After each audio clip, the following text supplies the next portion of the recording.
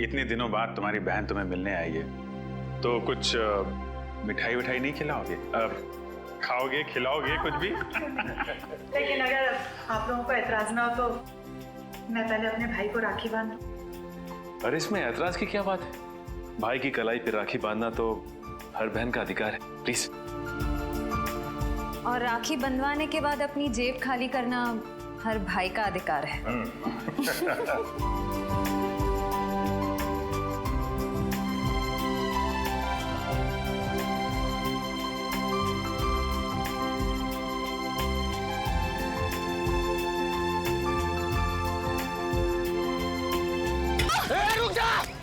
रुक जा नहीं तो मैं तुझे मार दूंगा। बचाओ मुझे। रुक जा नहीं तो मैं तुझे मार दूंगा। नहीं, कोई है? बचाओ, मुझे बचाओ। रुक जा नहीं तो मैं तुझे मार दूंगा। रुक जा। मुझे माफ कर दो। क्यों मारना चाहते हो मुझे? क्या बिगाड़ा है मैंने तुम्हारा? मैं तुझे क्यों मारना चाहता हूँ ये तुझे कभी भी नहीं पता चलेगा। कट।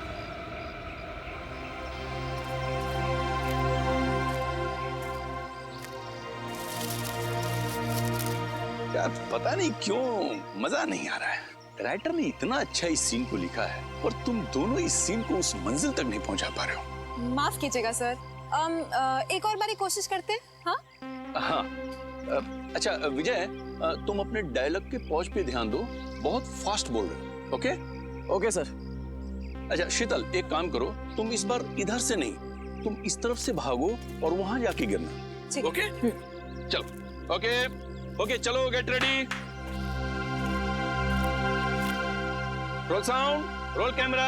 कुल्हाड़ी की कसम, scene number 150, shot 1, take 5, action. रुक जा, मैं तुझे मार दूंगा। रुक जा, मैं तुझे मार दूंगा। कट। शीतल, तुमने सब गड़बड़ कर दिया। तुम इतनी जल्दी क्यों गिरी? तुम्हें और भागना था। यार क्या बोलूं मैं, तुमने सब गड़बड़ कर दिया यार, और भागना था। इतनी जल्दी क्यों गिर गई तुम? सर वो पता नहीं आप पैर में आके कुछ अटक गया और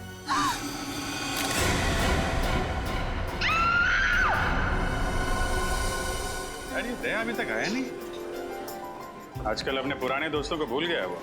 कैसे वक्त होगा सर, नए दोस्त बना लिए, लेके गए होंगे घुमाने के लिए कहीं। नए दोस्त मिल गए तो आदमी पुराने दोस्तों को भूल जाता है। क्या मतलब? मैं कुछ समझा नहीं सर।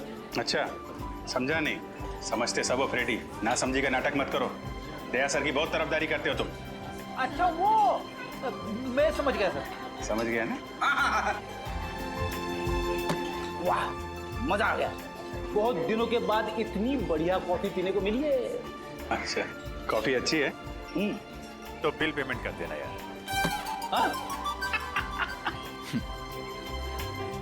वैसे सर आपको मानना पड़ेगा, आप अपने पुराने दोस्तों को नहीं भूले। तो फिर कहाँ लेके गए थे डॉक्टर तारिका को खाने पे? संयोग के बाद? अरे संयोग वो तो गया, और उसके जाने के बाद हम लोग खाने।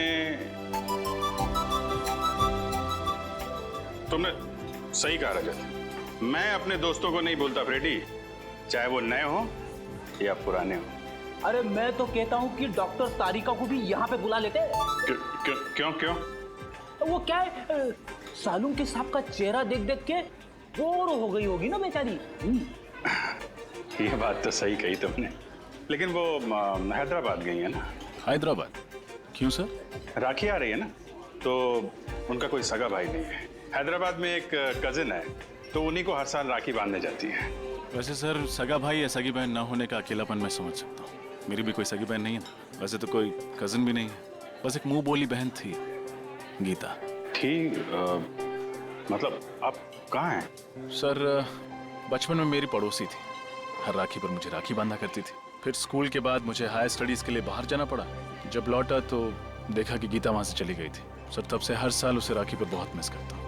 उम्मीद करता हूँ जहाँ भी होंगी बहुत खुश होंगी, और तुम्हें भी उतना याद करती होंगी जितना तुम उन्हें याद करते हो। आप चिंता मत करो, मैं भगवान से प्रार्थना करूंगा कि वो तुम दोनों को जल्द से जल्द मिला दे। इस बार की राखी आपके लिए खुशियां लेके आएगी।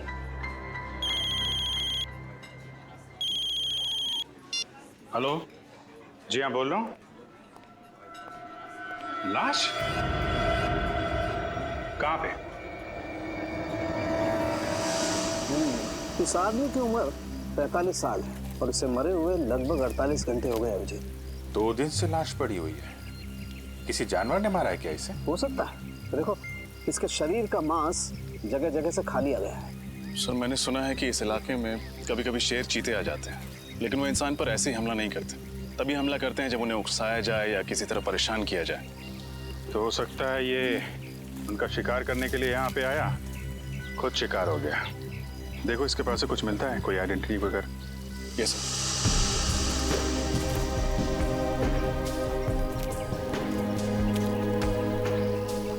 जेबें खाली हैं सर, ना कोई आइडेंटिटी है, वॉलेट भी नहीं। वॉलेट नहीं है। कहीं ये खून लूटपाट के लिए तो नहीं हुआ? लुटेरों ने पैसे के लिए इसका खून कर दिया और फिर लाश की ऐसी हालत कर दी जैसे कि किसी जानवर ने खाया हो। अभिजीत, इसे जानवर ने खाया या ये किसी आदमी का काम है, ये तो फॉरेंसिक लैब में ले जाकर के पता चलेगा, जहाँ इसके शरीर की अच्छी तरह से जांच हो। ठीक है, वहाँ डॉक्टर तारिका भी हैं आपकी मदद के लिए। तो नहीं, मेरा ये मतलब नहीं था सर। रजत, तुम देखो आसपास कुछ मिलता है क्या, तब तक मैं इधर थोड़ा। यस जी। तो आप शॉट के लिए वहाँ से भागते हुए इस तरफ आई और लाश से आपका पैर टकराया और आप गिर गई, है ना? जी सर। आपने बताया कि कई बार आप वहाँ से भागते हुए आई, बार बार भागना पड़ा आपको ना? जी सर, ये 5वां टेक था। 4 बार टेक हुआ मगर ओके नहीं हुआ। तो 4 बार जब आप भाग के आई तो आपको ये लाश नहीं दिखाई पड़ी? सर वो मुझे सर ने पहले उस तरफ से भागने को बोला था और बाद में फिर इस तरफ भागने को बोला, तो आखिरी टेक में मेरे भागने की दिशा ही अलग कर दी थी। आपने बोला? जी सर, मैंने कहा था मगर मुझे नहीं पता था कि यहाँ पे लाश पड़ी है। कितने दिन से शूटिंग कर रहे हैं आप लोग यहाँ पे? सर जंगल में आज पहला और आखिरी दिन है। फिल्म का क्लाइमेक्स शूट कर रहे थे हम लोग और पता नहीं आज कुछ काम हो पाएगा कि नहीं। यहाँ पे एक लाश पड़ी हुई है इस हालत में और आप फिल्म में अटके हुए हैं। सर ये ब्रेसलेट मिला है सर, वहाँ झाड़ियों में पड़ा हुआ था। लड़की का लगता है। आपका ब्रेसलेट है ये? नहीं सर। ये ब्रेसलेट कोई पहचानता है? जी नहीं सर। सर हो सकता है ये ब्रेसलेट उस लुटेरे के हाथ से गिर गया हो। ये भी हो सकता है कि लूटने वाला कोई लड़की हो। अरे डॉक्टर तारिका, आप कब आई हैदराबाद से? बस अभी आई, करीब 1 घंटे पहले। और आते ही सीधा लैब? क्या डॉक्टर साहब, इनको आराम करने दिया होता, आप काम करा रहे हैं? अरे यार गलती हो गई, मुझे तो लगा अभिजीत तारिका को तुम लैब में देख करके खुश हो गए यार। चलो भेज देते। तारिका तुम जाओ यार, आराम करो। नहीं, आ गई हैं तो रहने दीजिए। बड़ी खुशी हुई जान के कि आपको मेरी खुशी की कितनी फिक्र है। वैसे लाश के बारे में भी कुछ बता देते तो खुशी बढ़ जाती। हाँ, बढ़ाते हैं तुम्हारी खुशी। अभिजीत, इस आदमी की मौत जानवर के खाने से ही हुई। तो ये खून नहीं है? नहीं है, खून ही है, क्योंकि इस खून के पीछे इंसानी दिमाग है। पर सर अभी अभी आपने कहा कि इनकी मौत किसी जंगली जानवर के खाने की वजह से हुई, पर इनकी मौत के पीछे दिमाग किसी इंसान का है। कुछ समझ में नहीं आया सर। मैं समझाता हूँ। देखो श्रेया, बात ऐसी है कि जहाँ जहाँ पर इस लाश को जानवरों ने खाया है, काटा है, वहाँ वहाँ पर इसे हेमरेजिक स्टेनिंग हो गई है। Haemorrhagic staining? इसका मतलब जब वो जानवर इसे खा रहे थे उस वक्त ये जिंदा था। मगर तारिका, आमतौर पे तो जानवर इंसान को पहले मार के फिर उसके बाद खाता है, लेकिन इस केस में ऐसा नहीं हुआ। क्यों? क्योंकि इस केस में खूनी ने बहुत लंबी प्लानिंग की थी सचिन। पहले तो उसने कैरोल बेनेट नाम का ड्रग दिया इसे, जिसे इसे लकवा मार गया और उसकी चलने फिरने की क्षमता बिल्कुल खत्म हो गई। और फिर खूनी इसे बेसहारा ऐसे ही छोड़ गया जंगल में, जंगली जानवरों के लिए। और जाते जाते खूनी ने इसकी कलाई भी काट डाली। कलाई में से खून बहने लगा और खून की गंध सूंघकर जंगली जानवर आ गए इसे खाने के लिए। बड़ी बेरहमी से खून किया गया ऐसा इसका। एक इंसान दूसरे इंसान के साथ ऐसा कैसे कर सकता है? मुजरिम इंसान कहाँ होता है सचिन? उनका दिमाग तो जानवरों से भी ज्यादा बदतर होता है, तभी तो इतने घिनौने काम करते हैं वो लोग। सर ये तो पता चल गया कि इसकी मौत कैसे हुई। कुछ और सुराग मिले जिससे कि इसकी पहचान हो सके और खूनी तक पहुंचा जा सके? खूनी का ब्लड ग्रुप AB पॉजिटिव है। AB positive? लाश के ऊपर से कोई दूसरा खून भी मिला क्या आपको? हाँ विजय, जब खूनी इसकी कलाई काट रहा था शायद उसकी उंगली भी कट गई होगी, इसीलिए खूनी का खून इसके कपड़ों पर आ गया। और कुछ पता चल सकता है? हाँ, इस आदमी की पहचान तक पहुंचने के लिए हमारे पास 2 और सुराग है। एक तो कागज का छोटा सा टुकड़ा जो हमें इसकी जेब के एक कोने से मिला, लेकिन उसमें क्या लिखा है ये अभी तक साफ नहीं हो पाया। तो फिर हम ये कैसे पता करेंगे कि उस कागज पर क्या लिखा हुआ था? हाँ करेंगे, पता करेंगे। उस कागज को बहुत ध्यान से, बहुत अच्छी तरह से साफ करना पड़ेगा और फिर जो अक्षर मिट गए उन्हें अच्छी तरह से दोबारा उभारना पड़ेगा। और वो दूसरा सुराग? हाल ही में इस आदमी ने अपने बाएं घुटने की नी रिप्लेसमेंट सर्जरी करवाई थी। Knee replacement surgery? हाँ, और इसका कद करीब 5 फीट 8 इंच है।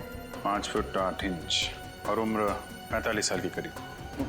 फिर तो सभी हॉस्पिटलों से पता करते हैं कहाँ पे इस आदमी ने अपनी नी रिप्लेसमेंट की सर्जरी कराई है, पता चल जाएगा कि ये आदमी है कौन।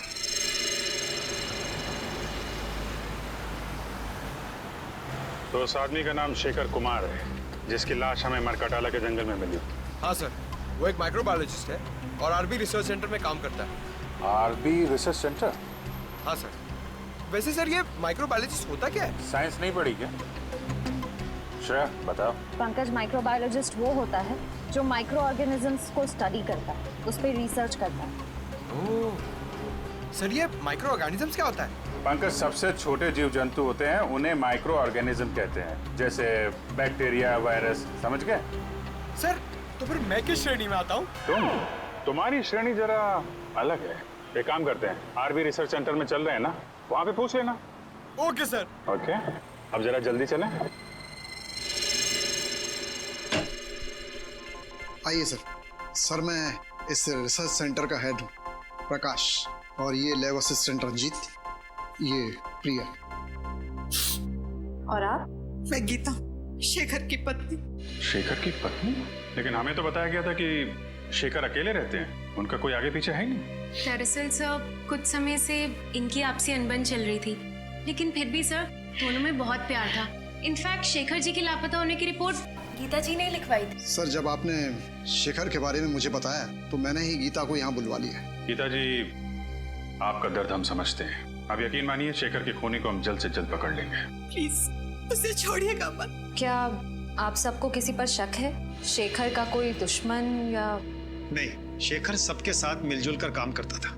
आखिरी बार आपने शेखर को कब देखा था? कब मिले थे आप लोग? सर शुक्रवार शाम को करीब 7 बजे वो यहाँ से गया था और ये कहकर गया था कि कल 9 बजे आ जाऊंगा सुबह, लेकिन वो आया नहीं सर। कभी मरकटाला के जंगल का जिक्र किया था उसने बातचीत के दौरान?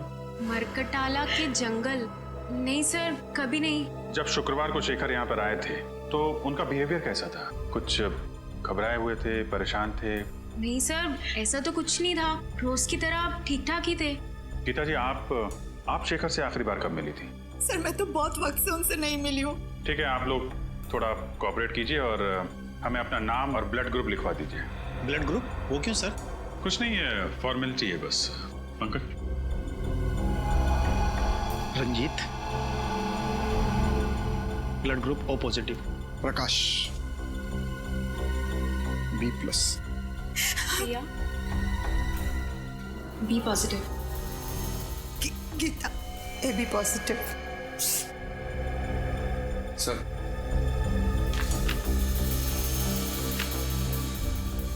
गीता जी, आपका ब्लड ग्रुप AB पॉजिटिव है? जी हाँ।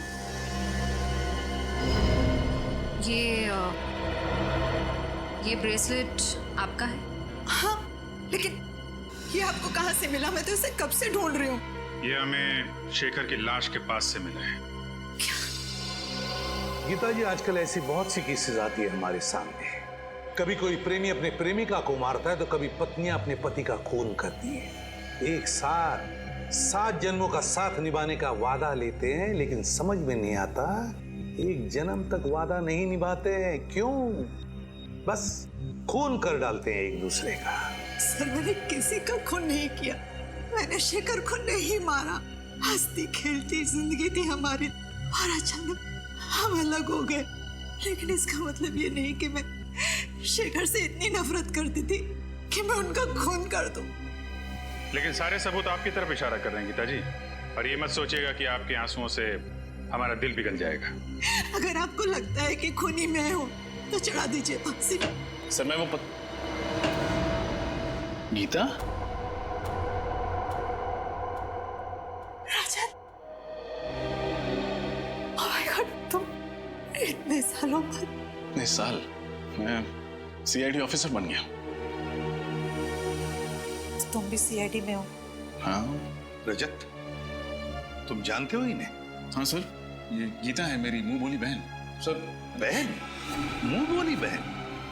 तो फिर बेहतर होगा रजत कि तुम अपनी भावनाओं को इस केस के आड़े ना आने दो। मैं कुछ समझा नहीं सर। गीता शेखर की पत्नी है और शेखर का खून हुआ है और शेखर के खून का इल्जाम गीता पर है। What?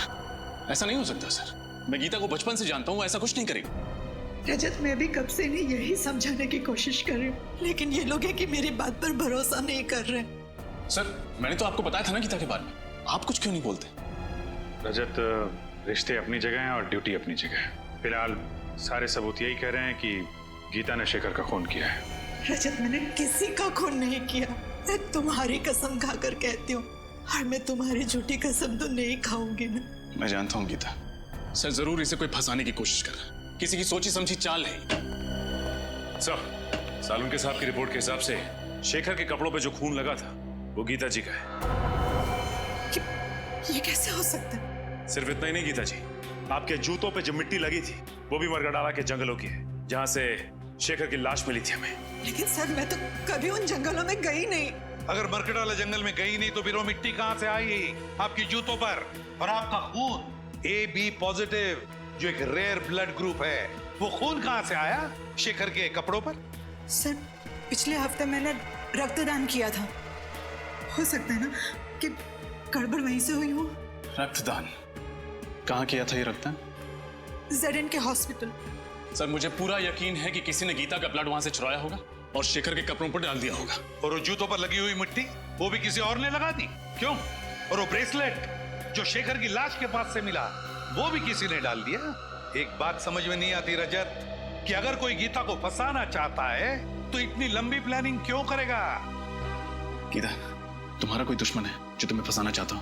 नहीं भैया, मेरी जहन में तो ऐसा कोई नहीं है। सर हो सकता है शेखर का कोई दुश्मन हो जो उसका खून करके इल्जाम लगाना चाहता हो गीता पर, लेकिन मैं ऐसा होने नहीं दूंगा। मैं उस खूनी को पकड़ के ही रहूंगा। गीता, अगर तुम बेगुनाह हो तो तुम पर आज भी नहीं आने दूंगा। ये एक भाई का वादा है अपनी बहन से।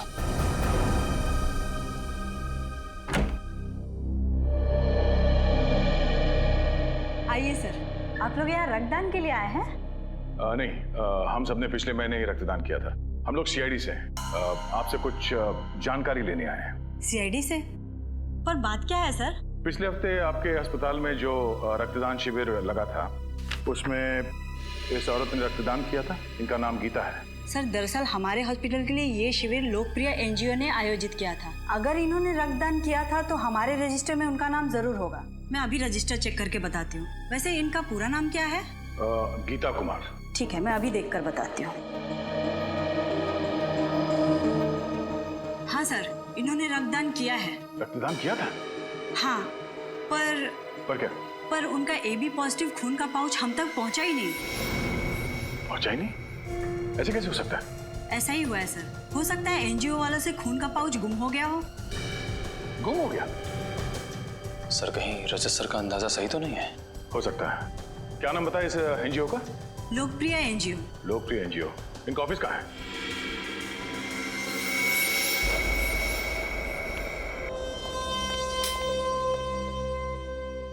आपको लगता है सर शेखर के घर से हमें उनके खूनी का कोई सुराग मिलेगा? ये तो घर की तलाशी लेने के बाद ही पता चलेगा। एक काम करो, तुम वहां देखो, मैं यहाँ देखता हूँ। सर ये देखिए, शेखर जी की रिसर्च लैब, उनकी काम करने की जगह।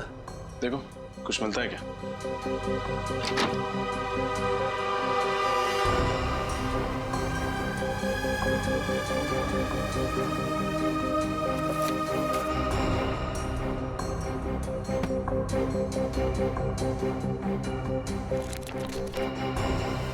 छोड़ी, कुछ मिला?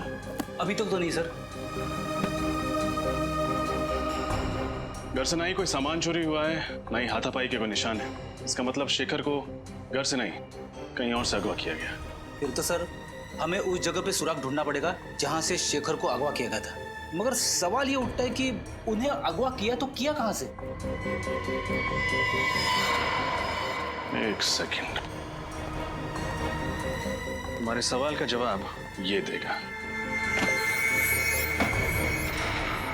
ये तो कैमरा है। एक वायरलेस स्पाई कैम।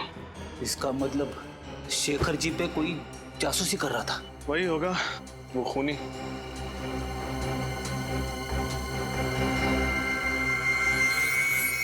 शडी, तुमने एक बात नोटिस की? क्या? इस स्पाई कैम का लेंस ठीक उस तिजोरी की ओर है। मतलब सर, उस तिजोरी में जरूर कुछ ऐसी चीज है जो शायद इस जुर्म की जड़ है। देखते हैं।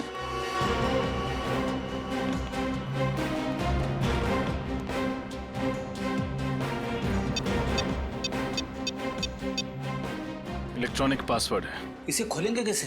ये तो किसी एक्सपर्ट से खुलवाना पड़ेगा, और साथ ही ये भी पता लगवाना पड़ेगा कि ये स्पाई कैम किसने खरीदा और कहां से।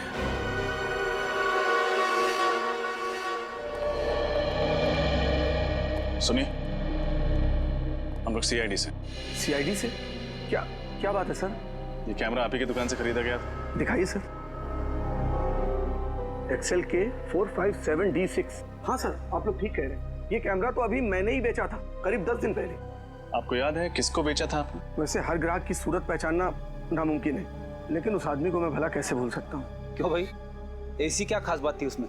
अरे बड़ा बदतमीज आदमी था, गाली देकर बात कर रहा था। आपको गाली दे रहा था? मुझे गाली देता तो धक्के मारकर बाहर ना कर देता दुकान से। वो जिससे फोन पे बात कर रहा था उसे गाली दे रहा था। अच्छा, फोन पे और क्या बात कर रहा था, कुछ सुना आपने? सर, वो किसी जगह के बारे में बात कर रहा था। हाँ, याद आया, विलासनगर।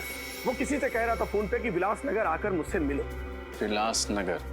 अच्छा, उसने पैसे चेक से दिए थे या नगद? नगद दिए थे सर। चेहरा याद है उसका? थोड़ा थोड़ा सर। उसका नाम पता वगैरह लिया तो होगा ना तुमने? नहीं सर, नाम पता तो नहीं लिया। क्यों नहीं लिया तुमने? मालूम है ना तुम्हें, ऐसे कैमरे खरीदने वालों की डिटेल्स लेनी पड़ती है। सर मगर मैं जल्दबाजी में। ठीक है, आइंदा ख्याल रखना। फिलहाल ब्यूरो चलिए और उसका स्केच बनवाइए। Okay sir.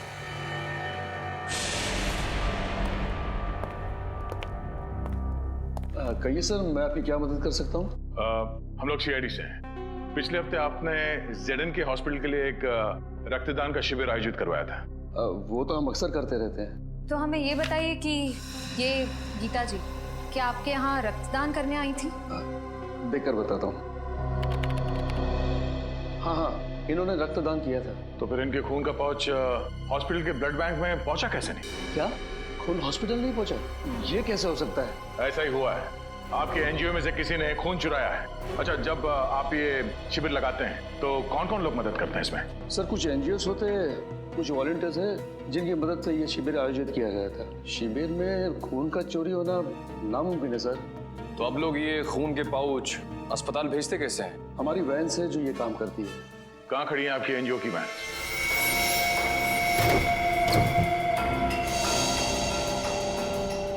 ध्यान से देखो, कुछ ना कुछ जरूर मिलेगा यहाँ।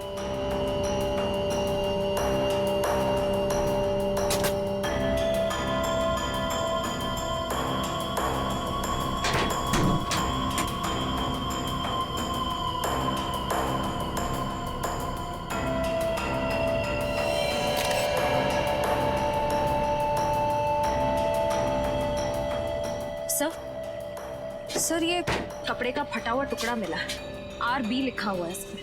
RB मतलब RB रिसर्च सेंटर। शेखर वहीं काम करता था। सर, इसका मतलब कोई वहीं का है जो इस सारा का सारा खेल खेल रहा है। सर, जब हम रिसर्च सेंटर गए थे तब रंजीत का लैब कोट थोड़ा सा फटा हुआ था।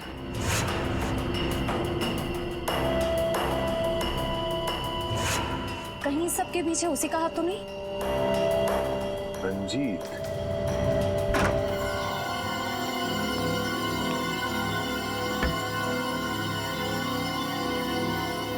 एक मिनट में आया।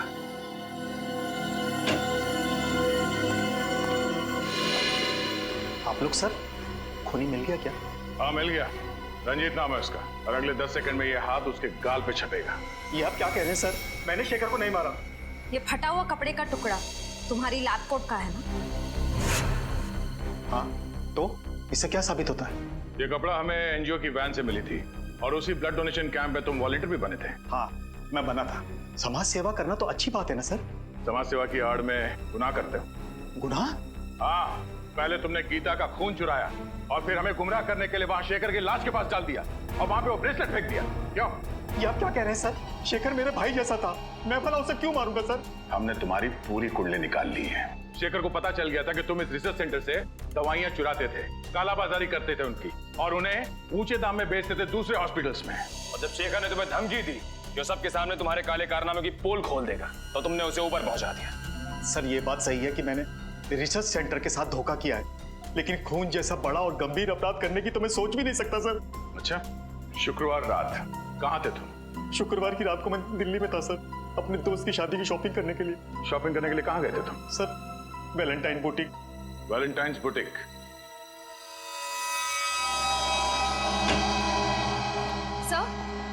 सर रंजीत सच कह रहा है। जिस वक्त शेखर का खून हुआ उस वक्त वो वाकई दिल्ली में ही था, वैशाली नगर के वैलेंटाइन बुटीक में शॉपिंग कर रहा था। रंजीत दिल्ली में ही था? तो फिर अगर रंजीत ने नहीं फंसाया तो फिर गीता को फंसाया किसने? सर मुझे इस बात की बहुत खुशी है कि आपको भी अब लगता है कि गीता निर्दोष है। रजत, जब तक असली मुजरिम पकड़ में नहीं आता मैं हर किसी को शक की नजर से ही देखता हूँ। सर, उस कैमरे की दुकान वाले ने स्केच बनवा दिया सर। बड़ा चटा हुआ बदमाश लगता है ये। कंप्यूटर में चेक किया? हाँ सर, मैच करा के देखा लेकिन मैच नहीं हुआ। फिर लगता है कोई नया खिलाड़ी है सर शायद ये सिर्फ कोई मोहरा ही है जिसे असली खूनी ने पैसे दिए होंगे शेखर के घर में कैमरा फिट करने के लिए। सर। हाँ अभिजीत, तिजोरी खुल गई? हाँ सर, तिजोरी भी खुल गई और उसके अंदर का खजाने का भी पता चल गया। सर ऐसा क्या था उस तिजोरी में? शेखर के रिसर्च पेपर। सर शेखर एक बहुत ही खतरनाक बीमारी मोंडी लुबिटियस पे रिसर्च कर रहा था। ये वायरस से होती है। शेखर ने इस बीमारी का इलाज ढूंढ निकाला।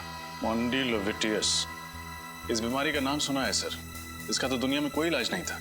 तो फिर अभिजीत, इस दवाई की वजह से ही शेखर का खून हुआ है, इस दवाई की वजह से ही। और कोई तो था जिसे शेखर के इस दवाई की रिसर्च में दिलचस्पी थी। शायद उसी आदमी ने उस तिजोरी के बिल्कुल सामने कैमरा फिट कर दिया और जब शेखर इस दवाई बनाने में कामयाब हो गया तो उसने शेखर को खत्म कर दिया। सर हो सकता है खूनी ने दवाई भी चुरा ली। क्या बात है भाई, बड़े खामोश हैं आप लोग। कोई गुत्थी उलझ गई है क्या? नहीं सर, बल्कि सुलझ गई। हम खूनी के काफी करीब पहुंच गए सर। वेरी गुड, और नजदीक पहुंचा देते हैं। बॉस, ये है वो कागज जो हमें उस लाश की जेब में से मिला। HOLAD। HOLAD? होटल या हॉस्पिटल हो सकता है। सचिन चेक करो कंप्यूटर में।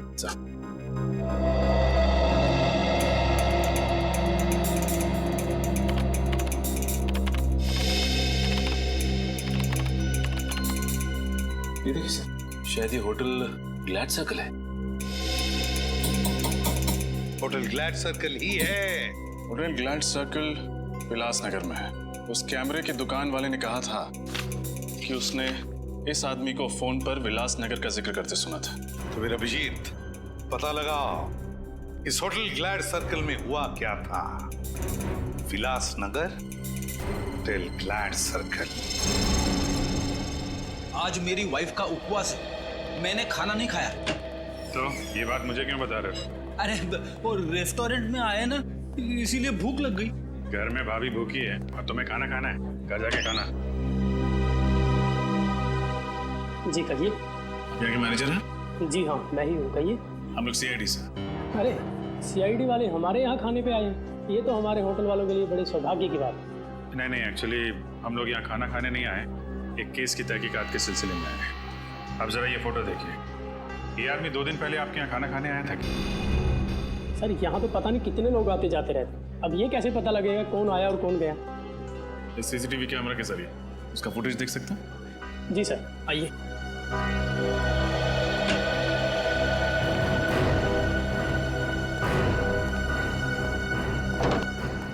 जी आइए।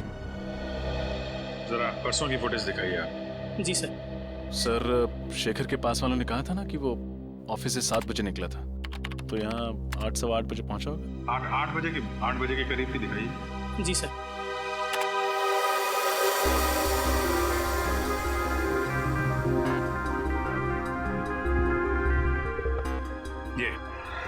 ये आया शेखर 8:12 पे। सर, शेखर के साथ जो दूसरा आदमी बैठा है वो है कौन? उसकी शक्ल तो दिख नहीं रही है। थोड़ा फॉरवर्ड करो, शायद इधर उधर देखे तो शक्ल दिखाई पड़ जाए। जी सर।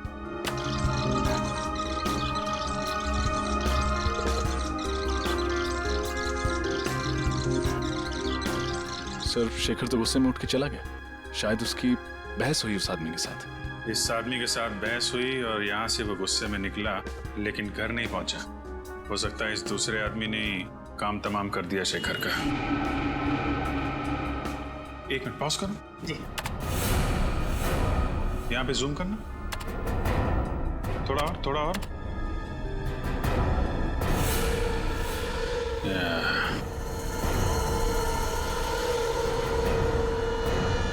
देखा रजत? Yes sir. ये घड़ी कुछ जानी पहचानी लग रही है।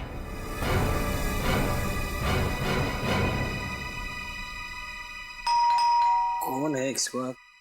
आ रहा। जी कहिए। हम लोग सीआईडी से। प्रकाश जी अगर पे साहब तो बाहर जाने वाले और जल्दी में भी है। आप लोग? आई एम सॉरी, लगता है हम लोग गलत वक्त पर आ गए। आप शायद कहीं बाहर जाने वाले थे? जी तुम अंदर जाओ। जी कई दिनों से मैंने कोई फिल्म नहीं देखी थी, तो एक अच्छी सी फिल्म लगी, मैंने सोचा देखा था। अरे वाह प्रकाश जी, आपके एक माइक्रोबायोलॉजिस्ट की मौत हो चुकी है और आप फिल्म देखने जा रहे हैं। देखिए सर, शेखर की मौत का गम मुझे भी है, लेकिन इसका मतलब ये नहीं कि मैं अपनी जिंदगी जीना छोड़ दूं। ये बात तो है। वैसे आपको थिएटर जाने की जरूरत नहीं पड़ेगी, हम आपको फिल्म दिखाएंगे। फिल्म? फिल्म का नाम है शेखर की मौत। शेखर की मौत? जी हाँ, और फिल्म का हीरो है शेखर, जो मारा जाता है। और मारने वाले का नाम, यानी कि विलेन का नाम है प्रकाश, यानी आप। समझ में नहीं आ रहा है, आप लोग ये क्या बकवास कर रहे हैं? अरे आप सीआईडी से, इसका मतलब ये नहीं कि आप मुझ पर कुछ भी इल्जाम लगाते जाएं। हम बेबुनियाद इल्जाम नहीं लगा रहे हैं आप पर। आप शेखर की जासूसी कर रहे थे ना? जासूसी? हाँ, जासूसी। ये कैमरा सबूत है इस बात का। जी वो क्या ये वो क्या जबान क्यों लड़खड़ाने लगी तुम्हारी? सर ये सच है कि मैंने शेखर की जासूसी की थी, लेकिन आप मेरा यकीन मानिए, मैंने उसे मारा नहीं। अगर आपने उसे मारा नहीं तो फिर उसकी जासूसी क्यों कर रहे थे? क्योंकि उसने एक खास वैक्सीन का आविष्कार किया था। अगर वो उसे इंटरनेशनल मार्केट में बेच देता, अरबपति बन जाता। लेकिन शेखर के लिए दौलत से ज्यादा मायने रखता था देश प्रेम। वो अपना ये वैक्सीन भारत सरकार को देना चाहता था। विदेशी कंपनियों को अपने देश की धरोहर बेचकर वो अपनी तिजोरी नहीं भरना चाहता था। जी हाँ, उसकी यही आदर्शवादी विचार मुझे पसंद नहीं थे।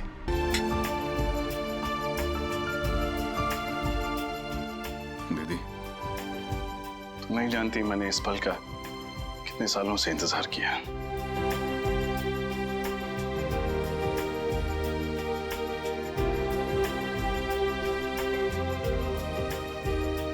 हमेशा खुश रहो, हंसती रहो। तुम्हारी जिंदगी सिर्फ खुशियों से भर जाए। और याद रखना, जब भी तुम्हें जरूरत हो, तुम्हारा भाई हमेशा तुम्हारे साथ।